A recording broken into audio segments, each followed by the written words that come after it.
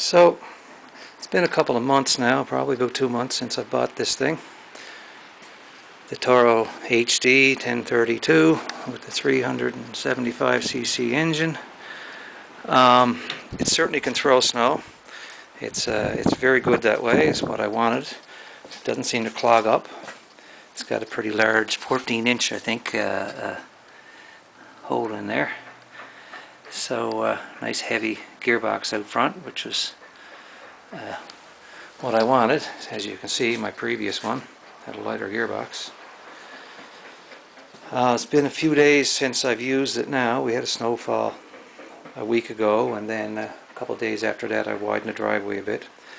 But one thing that happened, this is the third or so time it's happened, is that this here freezes up, or this freezes up, or something in this freezes up. Basically, the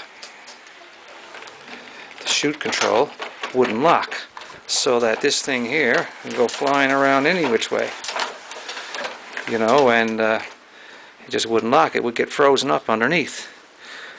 I'm thinking that maybe if Toro decided to make a little change with their heating, for example, when I go outside, I'm wearing some pretty heavy gloves or mitts or whatnot, so I'm not going to feel any heat from these heated grips. To me, that's useless. That's tits on a bowl kind of thing. It's just useless.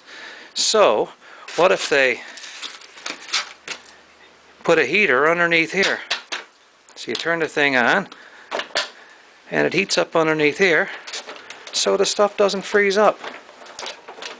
So, you know, you can actually lock it, and turn it, and adjust it. This thing here, you know, up and down, is pretty stiff there now. Look, I got it all the way back. Here's down, all the way back, and it's not rising. The spring here is just not doing it. It's 2 months old. 2 months.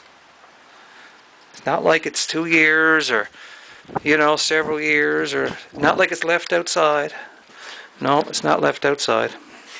In here in the garage when I'm not actually using it.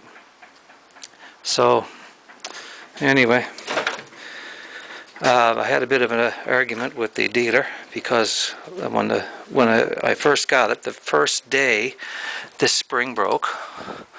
So I told them I wanted another cable, you know, assembly. It's all the one assembly. After I'd put in this jury-rigged spring here, which has worked fine now for 2 months.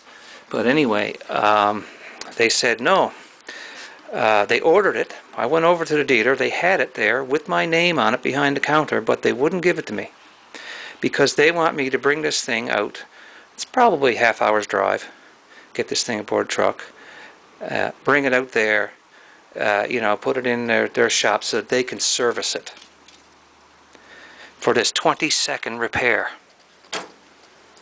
Actually, when I was putting the spring on, fiddling with it, the cable accidentally came out of right here. It just pops right in, and I put it on in a second again. It hasn't come off since. But that gives you an idea of you know what the repair is. I didn't assemble this thing. They assembled it. It's CBS Rentals in Conception Bay, South Newfoundland. I thought, well, okay, maybe I'll bring it to Fun and Fast, which is another Toro dealer. But then I looked at my receipt that I got, and it actually says Clarenville Rentals, not CBC Rental or CBS Rentals, because Clarenville Rentals, their sister shop, is the one that's the actual official Toro dealer. So that's a little shady. But anyway, I knew that when I bought it. But the thing is, in their computer, they didn't have Toro HD 1032.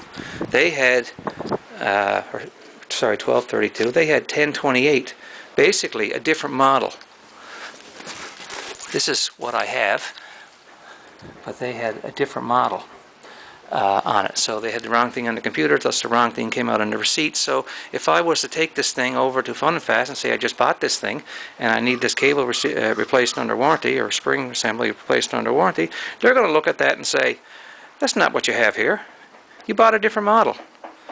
So anyway, I went to the manager over in Clarenville Rentals, which is 2.5 hours drive for me, but I emailed them and phoned them and whatnot. At any rate, he got back to me and said that it has to come in for service for that spring, but he could arrange for the guys to actually, if I call in ahead of time, this guy Des would arrange for the guys to be able to fix it on the spot, so I'm not having to leave it and come back later. So I can't leave it and come back later with a 450-foot driveway and lots of snow coming every other day. It's just not a possibility for me. I need this thing to work. So, any rate, that's better than what they first offered, which was leave it. They did offer to come by, even on a Saturday and pick the thing up and bring it out. But again, I can't be without it. So, at any rate, I haven't brought it in. I'll wait till the snow's, pretty much gone, and I'm not expecting any more snow. And then I'll bring it out, and I don't care how long they keep it then. They keep it for a couple of months. But anyway, that's it. That's it. The machine itself is pretty good. I think this here repair, or this here break was just a fluke. It's just one of those things. Certainly not a new design. It's perhaps not as good a design as this on my old Craftsman MTD, where there's no spring right there. But anyway, that's that.